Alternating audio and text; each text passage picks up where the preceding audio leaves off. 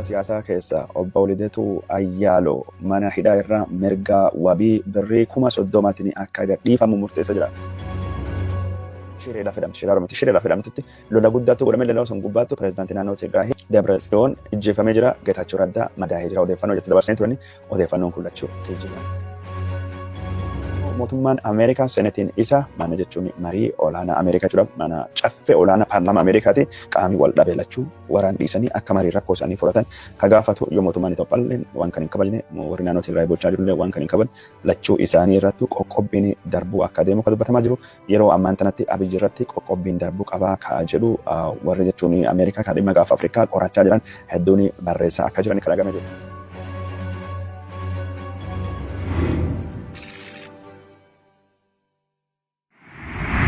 Mata dureen oduu tokkoffaanii ka har'aa filannee waraanni Itoophiyaan naannoo Tigraay wajjin gaggeessaa jirtu keessattuu raayyaan ittisa biyyaa Eertiraa ka hirmaatee hatattamaan naannoo Tigraay dhiisee akka bayu mootummaan Ameerikaa gaafatee jira.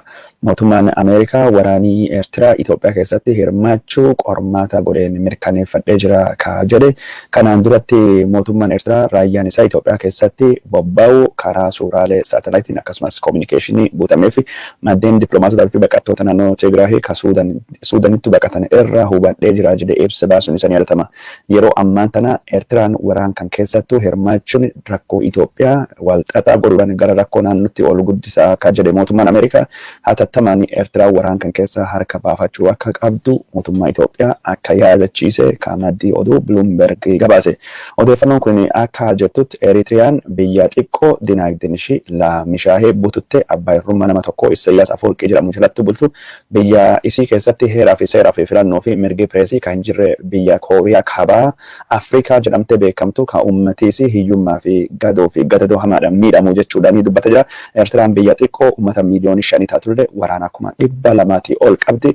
Waraana kan hundaayyuu humnaan dirqisiisuudhaan ammallee Eertiraan akka Itoophiyaan bara dargii beeraa wuttidirinnaa qabdu sun qabdi jechuudha. Reuters gabaasa jira. Reuters kanarratti akka dabala dubbate beeraa wuttidirinnaa yookaan ammoo dirqiin barattoota fi dargaggeessa waraanaa fi bobbaasuu kana jala soljibbuudhaan dargaggeeyyiin Eertiraa hedduun baqattee galaana qaxxaamurtee gariin garaan keessattuu nyaatamtee gara biyya Awurooppaa dhufaa jiran jechuudhaan gabaasanii jirni. Eertiraan biyya xiqqoo tanan sadarkaa baqattootaa Afrikaa keessatti gulantaa tokkoffaa irra jirti jedhamee dubbatamee jira. Abbaan irree Eertiraa bulchuu Isaayyaas Afwerqii kan jedhan abbaa irrummaa gara Itoophiyaaleetti geessaa jira. Yeroo ammaan tana Abiy Ahmediitii fi Isaayyaas Afwerqii waliin ta'anii gaafa Afrikaa naga dhoowwaa jiran jechuudha. Reuters gabaasa jira.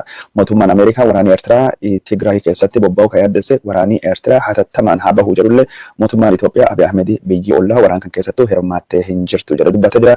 Kana malee ministeerri haajaa alaa Eertiraallee dhimmi waraansa naannoo Tigraay dhimma olaantummaa seera kabachiisu Itoophiyaan godhaa jirtu waan taateef dhimma biyyi biraa keessa Eertiraan seentu jechuudhaan Eertiraan hirmaattee jirti waraan kan keessatti jechi jedhu dubbii jettu mormitee jirti.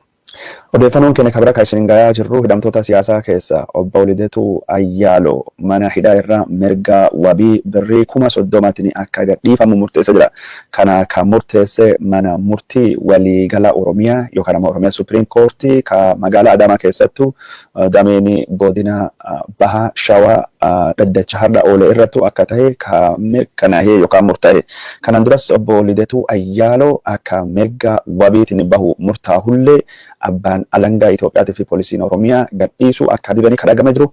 Abbaan alangaa ammas Lidatuu Ayyaaloo mirga wabiitiin gabba'uu hin qabu jedhee falmii adda addaa dhiyeessullee mani murtii kun dhaddacha har'aatiin akka inni gadhiifamu murteessa jira. Manummaan murtii dhaddachi har'aa mirga wabii birrii 30,000tiin gadhiifamu jedhee fi murteesse kun himatii isirrattuu dhiyaate himata akka malee bal'aatii fi himata jechuun laaluu fi rakkisaati jechuudhaan abbaa alangaatti deebisee himati sun akka inni fooyya'ee dhufu gaafate beefuma kanaan himatii isirrattuu dhiyaates fooyya'ee dhiyaachuudhaan heera diiguudhaan yookaan ammoo karaa seeraatiin heera diiguudhaan mootummaa garagalchuu fi dookumentiilee yookaan ammoo ragaalee waraqaa kana adda addaa qopheessee jira jedhee himatee kun jechuun obbo Lidatuu Ayyaaloo dorgomaa paartii falmaa waan ta'eef mootummaa Itoophiyaa suni mootummaan Abiy Ahmedii mootummaa dadhabaa seeraan gadaan isaa dhumachaa waan jirtuuf mootummaa coomsaa akkamiin akka qopheessuun dookumentii hojjechaa ture malee mootummaa kana humnaan garagalchuuf waan yaade hin jiru jechuudhaan mana murtii keessatti himati irratti baname himata siyaasaa malee himata seera qabeessa yookaan heeraa akka hin taane dubbatee jira. Amma akkuma cufaafuu dhimma isaa kalaalaa oolee manni murtii waliigalaa Oromiyaa dameen Shawaa Bahaa dhaddacha magaalaa Adaamaa keessattuu taa'ee dhimmicha ilaalaa ture akka mirga wabii birrii 30,000 ni gadhiifamu murteessee jira. Karaa biraatiin immoo dhimma Iskindir Naggaatii fi hidhamtoota siyaasaa kan warra Abiinitti ilaalamu manni murtii dhaddachi dhimma warra ilaalaa jiru magaalaa duuba taa'amee ragaan kennamuu fi yookaan immoo manni murtii cufa ragaa warra ilaalu hin jiru jechuudhaani adeemsi mootummaan magaalaa duuba yookaan immoo gollaa duuba taa'ee ragaa dhiyeessuuf fudhatama dhabsiisanii jiranii. Karaa biraatiin immoo hidhamtoonni siyaasaa Oromoo warra Yaabaa'oo galmee Koloneel Gammachuu ayyaana jalatti himataman torban kana guutuu ragaan irratti dhiyaachaa ture. Ragaan irratti dhiyaachaa ture ragaa iftoomina qabu osoo hin taane ragaa magaalaa duuba akka ture kan dhagamaa jiru. Jawaar Mohammadiitii fi Baqqalaa Garbaa warra galmee Jawaar Mohammad jalatti himatamanis ragaan magaalaa duuba irratti dhiyaachaa ture. Manni murtii Itoophiyaa waan akkasii kan akka inni qabu kan namni hedduun hubachuu qabu. Daawwattoota keenya jaalatamoo fi kabajamoo warri hagammaa nu daawwachaa jirtan hedduu isin galateeffannaa. Warri biraa dhufee akkuma daawwatu barbaadu tamsaasa kana faffacaasaa waliin gahaa karaa feesbuukiitii fi akkasumas miidiyaalee hawaasummaa biraatiin gargaarsi miidiyaa kanallee itti fufee jira. Nu bira dhaabbadhaa nu gargaaraa isiniin jenna. Amma gara oduu keenya kabiraa ka ganama kanattuu isin dabarsina. Abbaan taayitaa karaa Itoophiyaa yookaan ammoo abbaan taayitaa daandiiwwan Itoophiyaa magaalaa Bulee Horaa jedhee magaalaa Bulee Horaa Hagar Maariyaam jedhee eebba karaa Itoophiyaa fi Keenya Mooyyalee fi Hagar Maariyaam hawaasaa walitti fidu jedhee akkasittuu barreessee ture. Wanni sun karaa miidiyaa hawaasummaa irrattuu falmii kaaste magaalii Hagar Maariyaam jedhamtu Oromiyaa keessa yeroo ammaan tana hin jirtu. Magaala kan maqaan isii jijjiiramee jira waggoota 20 olii fi maqaan isii ittiin beekamtu afaan Oromoo Bulee Horaati. Sun hin durattu Kuukuu maqaa jedhamuun beekamti. Hagar Maariyaam maqaan jedhu kun maqaa Daani'eel Kibret Faatiitti moggaasanii Abiyyi Faatii magaalota Oromiyaa ittiin yaamani. Wanni kun ta'uu hin qabu jedhee falmiin miidiyaa hawaasummaa irrattu ka'ee ture.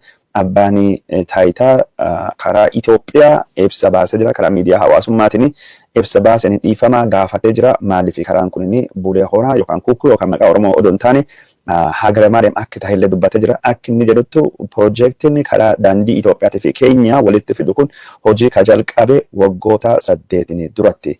Gaafa suni magaalli kun maqaan isin ittiin beekamtu Hagar Maariyaam jedhamti.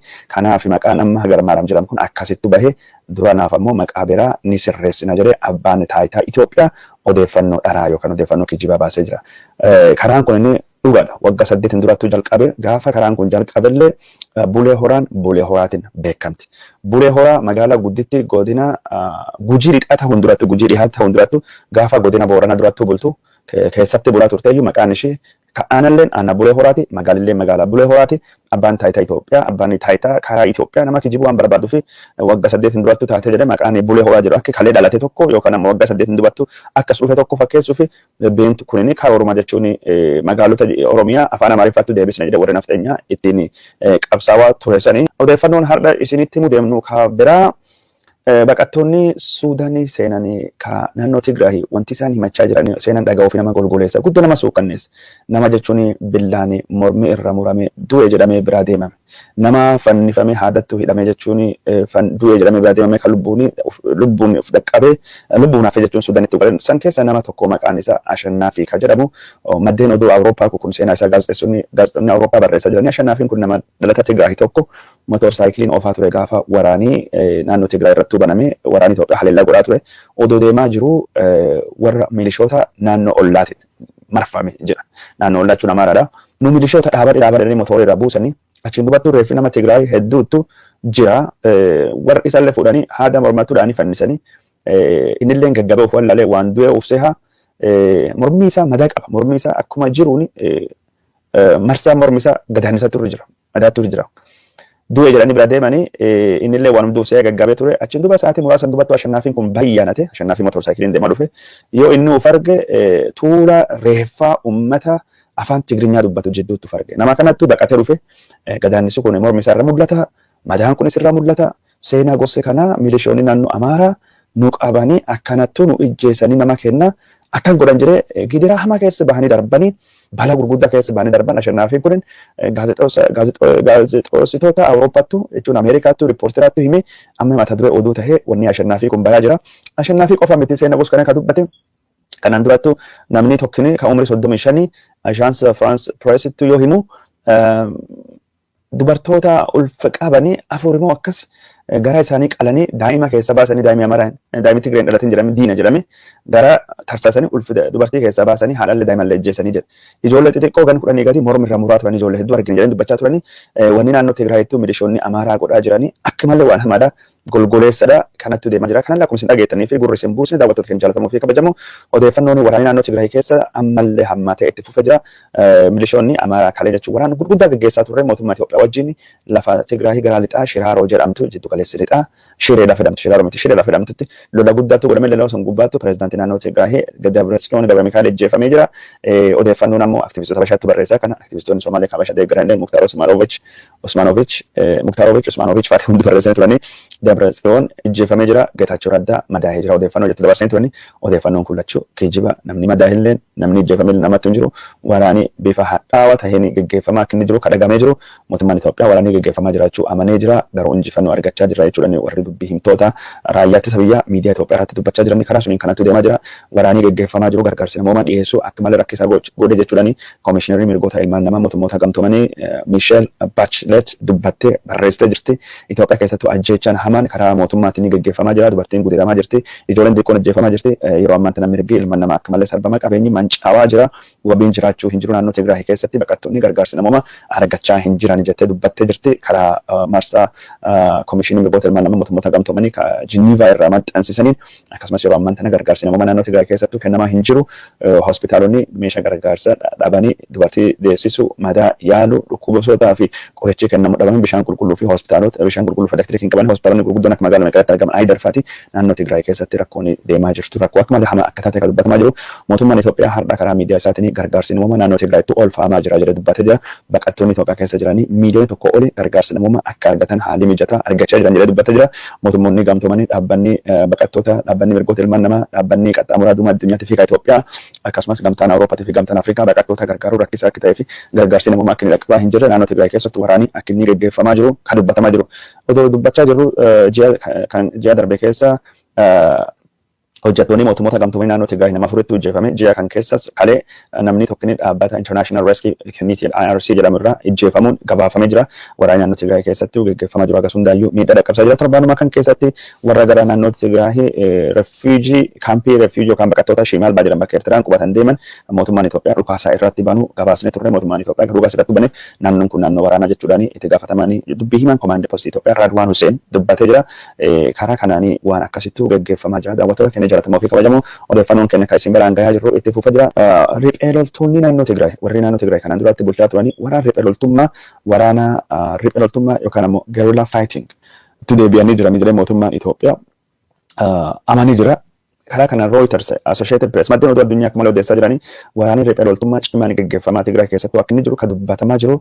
Warri aktiivistootaa fi warri naannoo Amaaraa akka isaan jechaa jiranitti warri ammaan riphee loltummaa keessattuu hirmaachaa jiru. Warri daangaa Suudanii irratti gurmaa'ee gad deebi'aa jiran kan Tigraay waan ta'eef gara daangaa Suudaaniitii fi to'annoo guddaa godhuu qabna daangaa Suudaaniitiin Suudaaniitti gurmaa'anii dhufaa jiran jechaa jiranii. Karaa biraatiin ammoo daangaa Suudaanii kana isaantu to'atee jira. Daangaan Suudaan kun inni bulchiinsi durii gara daangaa Suudaaniitiin jiru Goojjamii Gondarii lixaati. Gondarii lixaa warri Itoophiyaa kanatti to'achaa jira. Rafa lafa Walqaayitti Sagareetti gara Tigraay deemtee deebitee Suudaan irraa meeshaa qabattee dhuftuun hin beeknu. Inumaayyuu baqattoota gara Suudaaniitti akka hin baqanne irra godhaa jiranii. Suudaan irratti tarkaanfii fudhachaa jira. Karaa Suudaaniitti dhufaa jiranii mootummaa Suudaaniitti gurmeessee gad deebisaa jira jedhamee dubbatamaa jira. Kunillee dhagaa jira. Karaa biraatiin immoo mootummaan Suudaanii lafa daangaa Itoophiyaa ka Alfaashiqaa qabatu babal'isee itti fufee dubbachaa jira. Akka qabachaa jiru dubbachaa jira miidiyaan Itoophiyaa hagammaa waan tokko kan irratti waan jedhan jiru lafa kiiloomeetirii 168 fi square kiiloomeetirii 5,700 babal'attu qabachuu isaanii dubbatee jira mootummaan Suudaanii. Kanaan walittuu qabatee dhimma hidha guddicha laga Abbayyaa irrattu mariinii Ameerikaa mariinii Itoophiyaa fi Misrii waliin godhurratti mootummaan Suudaan yoo ammaan tana ejjennoolee rakkisaa jajjaba ta'e qabatee marii keessaa akka inni baasetu dhagamaa jira. Mootummaan Saudi Arabiyaa ejjennoo mootummaan Suudaanii akka deeggaru ibsa baasee jira. Yeroo ammaan tana naannoo kanatti jechuudha rakkoon gurguddaan dhalachaa akka jirtu dhagamaa jiru. Suudaanii gara dimokiraatawaatti ceesisuu fi karaa biraatiin immoo mootummaan Ameerikaa seneetiin Ameerikaa Suudaanii gara mootummaa nagayaatti jira ammaan tana gara mootummaa nagayaatti ceesisuu fi kan gargaaru murtoo seeraa dabarsaa jiraachuullee dhagahamee jira. Karaa biraatiin immoo mootummaan Ameerikaa seneetiin isa mana jechuun marii olaanaa Ameerikaa jechuudha mana caffee olaanaa paarlaamaa Ameerikaati. Itoophiyaan waraana naannoo Tigraay keessattuu geggeessaa jirtu akka dhaabdu ka gargaaru murtoo dabarsee jira. Murtoo kana warri wal lolaa jiru kan hin kabajne yoo jiraatanii akka qoqqobbiin irratti dabarfamullee yaadamee jira jechuudhaani akkasittuu maddeen oduu addunyaa gabaasaa jiranii murtoonni senetiin Ameerikaa qopheessu kun murtii akka malee jabaatee paartii Dimokiraatii fi paartii Rippaabilikaan lachuu gargaara. Ammaan tana haalii jechuun mirgaa haalii waraana naannoo kan keessa geggeeffamaa jiru yaaddessaadha keessatti uummatni nagaa hedduu miidhamaa jiranii gargaarsi namummaa uummataan bayaa hin jiru mirgi ilmaan namaa akka malee sarbamaa jira jechuudhaani murtoon kun akkasitti dubbatee mootummaan Itoophiyaa hatattamaan waraana akka inni dhaabuu gaafata akka wal mari'atan qaamni wal dhabee lachuu waraan dhiisanii akka marii rakkoo isaanii furatan ka gaafatu yoo mootummaan Itoophiyaa waan kan hin kabajne warri naannoo Tigraay gochaa jirullee waan kan hin kabajne lachuu isaanii irratti qoqqobbiin darbuu akka deemu kan dubbatamaa jiru yeroo ammaan tanatti Abiyyi irratti qoqqobbiin darbuu qabaa ka jedhu warri jechuun Ameerikaa kan dhimma gaafa Afrikaa qorachaa jiran hedduun barreessaa akka jiran kan argamaa jiru. Waggaa tokkoffaa Abiy Ahmed Noobelii nagayaa itti argate kallee yaadatamee oolee jira. Waggaa tokkoffaa kan keessattuu Abiy Ahmed Noobelii nagayaa argate biyyi isaatiif gaafa Afrikaa nagaa dhowwee Abiy Ahmed Noobelii nagayaa xureesse jechuudhaan akkasittuu dubbatamaa ture. Abiy Ahmed waggaa darbe Noobelii nagayaa argate barana uummata isaa buqqise beelawaa godhe biyyi isaa biyyi waraana godhe Noobelii nagaa argate nagaa buusuu dhiise bombii uummata isaa irratti xayyaara irra buusaa ture.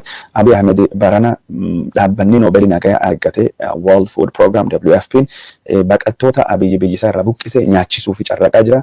Namtichi bara darbe Noobelii nagayaa argate uummata isaa buqqise World Food Program akka nyaata nyaachisuu nyaata dhiyeessuu fi kun dirqisiisa jira. Kaan ammoo uummata isaa miiliyoonota marsee nyaata dhowwee beelaan adabaa biyyi isaa keessatti yoo ammaan tana rakkoo guddaa uume jedhee akkasittuu dubbatamaa jira. Daawwattoota keenya jaalatamoo fi kabajamoo Itoophiyaan Abiy Ahmed kun filannoon bara dhufu geggeeffama 2021 haa ta'uuti malee paarlaamaan Abiy Ahmed paarlaamaan seeraa ala. Paarlaamaan waggaa jahaffaaf ta'aa jiru. Paarlaamaan Itoophiyaa sila waggaa 5 qofa murtee gurguddoo dabarsee jira sun keessa karoora dinagdee Itoophiyaa ka waggaa 10 raggaasisee jira. Paarlaamaan kun wixne dhiyeesse wixne sun raggaasuuf irratti wal mari'achaa jira. Paarlaamaan Itoophiyaa kun wixne waggaa 10 bara 2013 bara dhuftu irraa kaasee haga bara 2023 akka lakkoofsa herrega Itoophiyaa ta'uu isaati ka dabarsu wixne Itoophiyaa karaa badhaadhina irratti jajjabeessuu yookaan Itoophiyaa fakkeenya badhaadhina Afrikaa ka godhu wixneen darbee jira. Karoora dinagdee Itoophiyaan fakkeenya badhaadhina biyya Afrikaatiif taatee akka tajaajiltu ka godhu jechuudhaani dubbatamee jira wixnee dabarsee jira. Karaa biraatiin ammoo paarlaamaan Itoophiyaa seera miidiyaa hawaasummaa fi akkasumas seera miidiyaa to'achuudhaaf ka gargaaru wixnee haarawaa paarlaamaan seera alaa yookaan ammoo paarlaamaan seera qabeessi hin taane kun irrattu mari'achaa akka oolee ka dhagahamee jiru. Kanattu geggeeffama kanattu deemaa jira. Abiy Ahmed jechuun waggaa gadaan isaa dhumatee jira hin filamne sila namni gaafa filamu paarlaamaa keessatti karoora dinagdee karoora bulmaata biyyaa karoora siyaasaa yookaan ammoo jechuun karoora waanuma fedhe iyyuu ta'utti kunuunsi naannoo paarlaamaa keessattuu baasa. Ammaan tan sila yeroo dorgommii kana Abiy Ahmed gaafa filannee waan akkana goonaa jedhe election blueprint jedhama yookaan manifesto jedhama yookaan white paper jedhama waan akkasii ammaan tan qopheesse dirree filannoo irratti dhiyaate yaadi dinagdee kan nu qabnu kan fakkaata yaadi jechuun misooma kan nu qabnu kan fakkaata badhaadhina akkana finna yaadni siyaasaa Itoophiyaa demokraasiitti ceesisuu fi kana mirgoota ilmaan namaa akkasiin kabajsiifna sabaaf sablammii akkasiin akka wal dhaga'an goona kunuunsi naannoo irratti karoorii kenne kana fayyaa daa'imman irratti waliin hojjennu kana karoorii kenne ka barnoota kana karoorii kenne ka qonnaa kana karoorii nu horsiise bulaa qabnu kana karoorii guddinni magaalaa qabnu kana karoorii hojii ittiin uumnu kana karoorii dargaggeessaa kan nu qabnu kana karoorii miidiyaa kan nu qabnu kana karoorii bishaan qulqulluu baadiyyaaf dhaqqabsu akkasuma misoomii baadiyyaa waliin nu qabnu akkasittu jira. Karoorii jechuun nagaa xixiqqaatiin guddisan kana albuuda maali jedhame kun yeroo filannoo karoora filannoo paartiin filannoo fi dhiyeesse irratti wal mari'atame uummatni sila paartii yaada gaarii yaada cimaa qabu filata. Kafaa'uunis ka ofii dhiyeessa, abaa'uunis ka ofii dhiyeessa, biltsiginnaanis ka ofii dhiyeesse uummati keessa filachuu qaba. Garuu Abiy Ahmed jechuun waan hundaayyuu paarlaamaa keessa jalqaba adoo mootummaa seera qabeessa hin taane gada mootummaa hin jirre paarlaamaan kun jechuun sila yeroo kanatti seera gosa kana baasuu hin qabu. Seera waggaa 10 badhaadhinni Itoophiyaa baasee jira. Falmitoonni Itoophiyaa kan irratti waan takka illee hin dubbatanii yaada illee hin dhiyeessanii wanni nama ajaa'ibu kanattu jira. Yaada dhiyaate kan irrattuu paartiin Oromooleen ejjennoo isaanii ibsachuun barbaachisaa akka ta'e ka dubbatamuu qabu. Kana walittuu qabatee dhiyoo kana paartiin KFO filannoon ammaan tana geggeeffamuu fi karoorfamu kun keessatti hirmaachuu rakkisaa jedhee ibsa baasee jira. Maal jennaan haga hidhamtoonni siyaasaa hooggantoonni KFO gad hin dhiifamne haga jechuun waajjirri warraa cufamee hin banamne haga jechuun dirreen siyaasaa Itoophiyaa keessatti dhiphate hin bal'anne filannoo godhuun rakkisaa jechuudhaani KFO'n ibsa baasee jira. Daawwattoota keenya jaallatamoo kabajamoo.